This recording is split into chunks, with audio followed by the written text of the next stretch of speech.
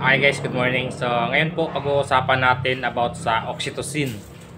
So sa mga baguhan, sa mga wala pang idea, so may konti akong i-explain about dito at paano gamitin.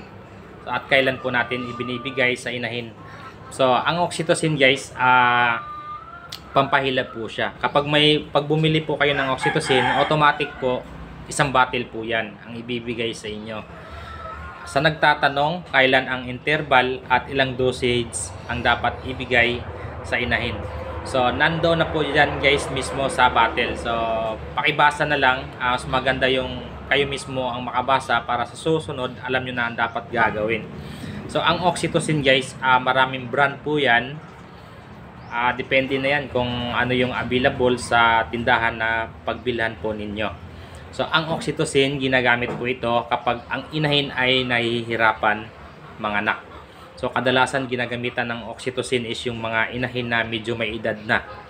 So, sa mga bagong inahin, mga dumalaga, first time, second time na nanganganak, hindi na masyado kailangan yan dahil malalakas pa umiri yan. So, depende na lang kapag kailangan na po talaga yung may mga bumara na sa loob.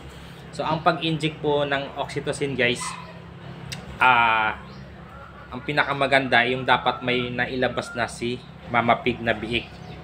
So, kapag wala namang problema, tuloy-tuloy ang paglabas ng biik, huwag muna kayong mag-inject.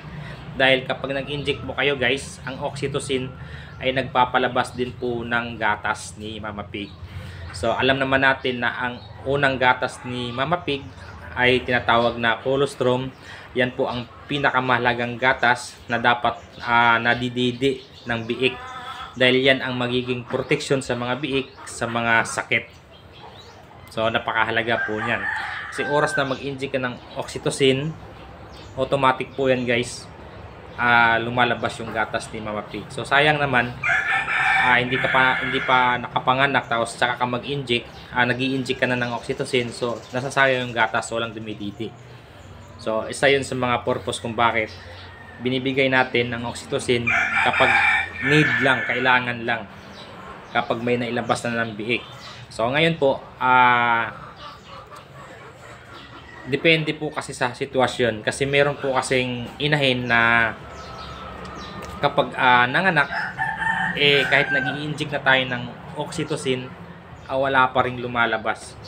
So yun na po yung time na tulungan na po natin si Mama Pig dahil base sa experience ko, nagiging useless yung pag-inject ko ng oxytocin dahil mayroong bumara sa loob. So na-experience ko, nakabalagbag yung biik yan. Kahit anong kahit anong inject ng oxytocin natin, walang lumalabas dahil nakabara po sa loob.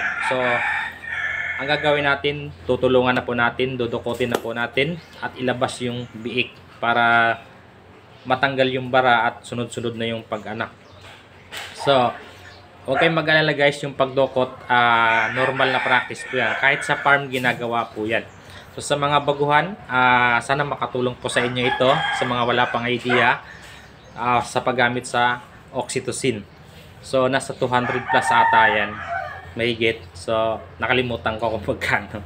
Bira lang po kasi ako gumagamit niyan dahil kadalasan dinudukot ko na po talaga dahil ang ginagamitan ko lang yan yung mga may edad na inahin. So kapag alam mo na, pag medyo may edad ng inahin, nahihirapan na yan umiri. So yun guys, ang colostrum na gatas ni mga pig ay mahalaga sa mga biik. So kadalasan problema, maiba tayo, yung mga inahin na ayaw magpadidi, kinakagat yung mga biik. So, tiyaga lang sa pagturo guys, kapag humiga ang inahin, tsaka nyo padidihin isa-isa. Tapos, pag nakadidi na, palit naman kayo. Yan, ganyan. Kasi mali kasi yung napili nating inahin. Kaya, like ko sinasabi, kapag gusto mong mag-inahin, alamin mo yung history. Dahil napakahalaga po yan.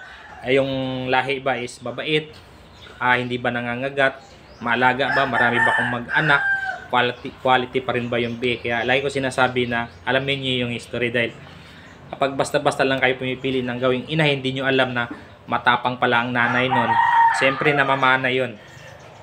So maraming nakaka-experience niyan na ayaw magpadidi. So meron naman na baguhan, first time na inahin na manganak, tapos ayaw magpadidi. So sa una lang po yan guys, merong inahin na ganyan na nagagalit, pero sa katagalan, kinabukasan, wala na po yan, baga mabait na. So meron din ganyang kaso na ganyan.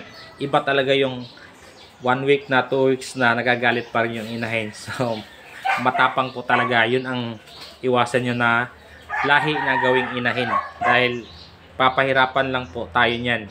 So sayang naman yung effort natin, tapos matagal mag-inahin. So yun guys, sa mga baguhan na wala pang idea sa oxytocin, sana makatulong po sa inyo yung konting idea na in-explain ko sa inyo. Maraming salamat. Happy farming everyone, and God bless.